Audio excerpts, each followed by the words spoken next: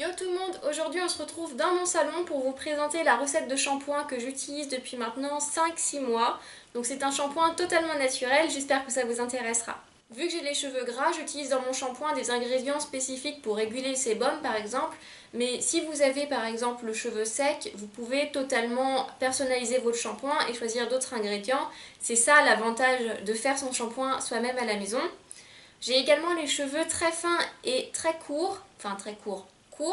Du coup, les quantités que j'utilise ne conviendront peut-être pas pour votre volume de cheveux. Donc, il faudra également voir en fonction de ce que vous avez besoin petit à petit en fonction des shampoings. Pour ce shampoing, j'utilise en base du Rassoul. Donc le Rassoul, c'est une argile naturelle qui permet de laver en douceur le cheveu et la peau. Donc dans un petit récipient en verre, on va venir mélanger 3 cuillères à café de Rassoul. Alors des cuillères à café tout à fait classiques, pas forcément très bombées. Après, là encore, ça va dépendre de la quantité que vous souhaitez. Ensuite, on va venir ajouter une cuillère à café d'hydrolat de lavande, une demi-cuillère à café d'huile végétale. Donc là encore, l'huile végétale, vous faites vraiment en fonction de ce que vous recherchez. Alors, par contre, faites attention au niveau du dosage. Là, j'en ai beaucoup trop mis parce que ça peut vite vous graisser les cheveux et vous faire un vieil aspect cheveux gras alors que vos cheveux sont propres après le shampoing. Donc, ce serait vraiment dommage. Donc moi, j'en utilise vraiment pas beaucoup. Juste l'équivalent d'une petite moitié de cuillère à café. Et ensuite, on va venir mettre 3 gouttes d'huile essentielle de pamplemousse qui va permettre de faciliter la circulation sanguine dans le cuir chevelu et 3 gouttes de sauge sclarée qui va permettre la régulation du sébum. Donc là encore, ce sont des huiles essentielles.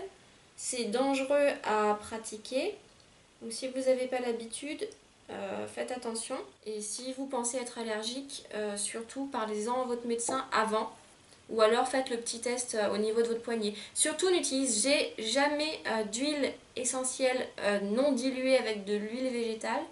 Donc si vous voulez le tester sur votre peau, mélangez-le d'abord avec un petit peu d'huile d'olive par exemple.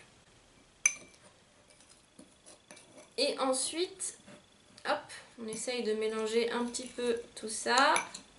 On va rajouter de l'eau pour faciliter le mélange. Donc l'eau, j'ai pas vraiment de quantité, c'est vraiment à vue d'œil.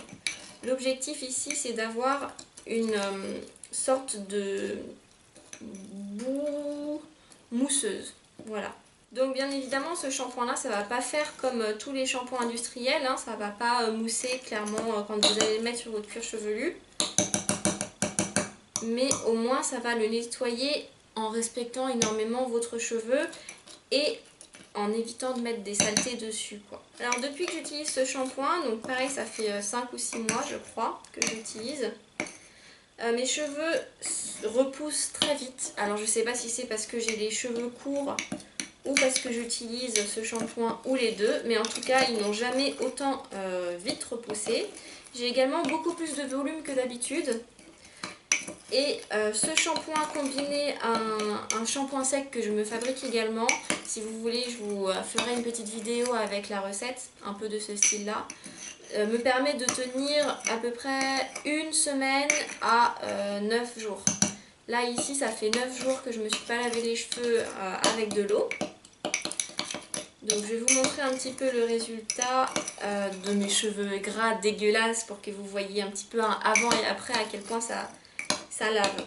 Parce qu'on a tendance à se dire ouais mais c'est des trucs naturels Mathilde, ton truc ça mousse même pas, ça va pas vraiment laver quoi. En plus c'est de la terre, tu vas en avoir sur la tête, ça va pas...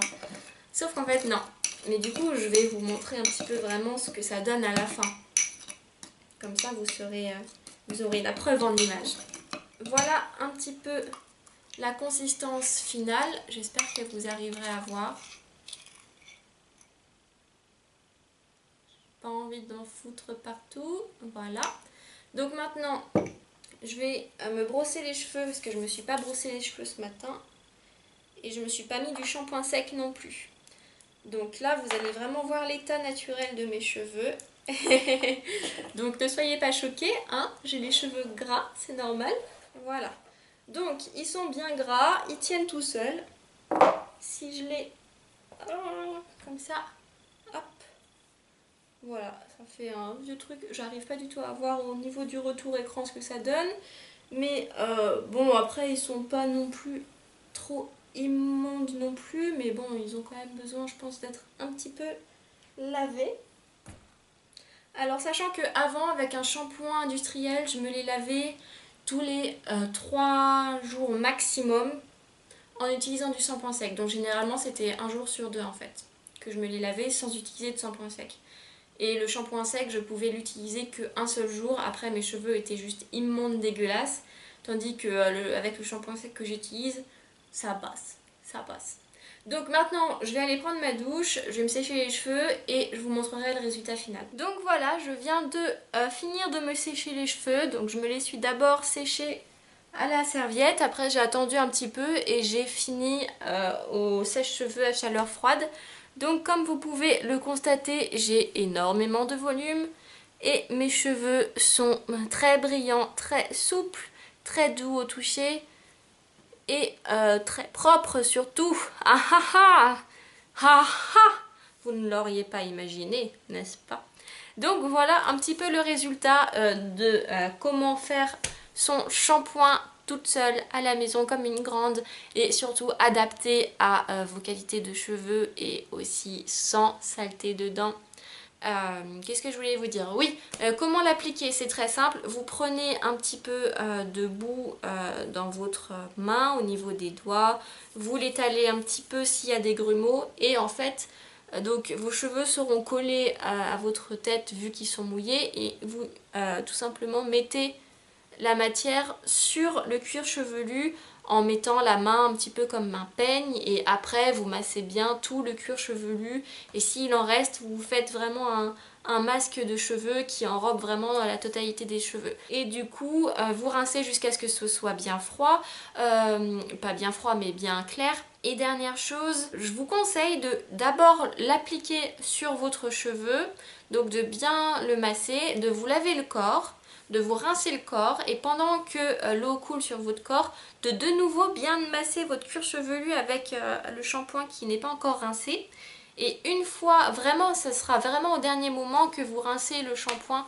Comme ça apporte vraiment la qualité, enfin les qualités nutritives au cuir chevelu et en même temps ça permet de nourrir et de resserrer les écailles éventuellement. Enfin je sais pas trop comment ça se passe, mais en tout cas c'est mieux d'attendre avant de le rincer directement que de l'appliquer et de le rincer après. Voilà, en tout cas j'espère que cette petite vidéo vous a plu.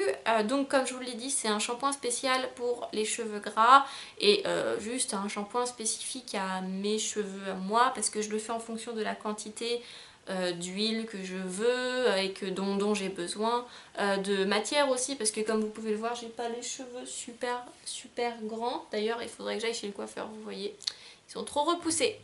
Et puis voilà, donc n'hésitez pas à mettre votre recette si vous l'avez essayé également, ce que vous avez changé, des quantités, etc. Et je vous fais de gros bisous et puis à la prochaine fois. Ciao! Si j'arrive à l'ouvrir. Yep.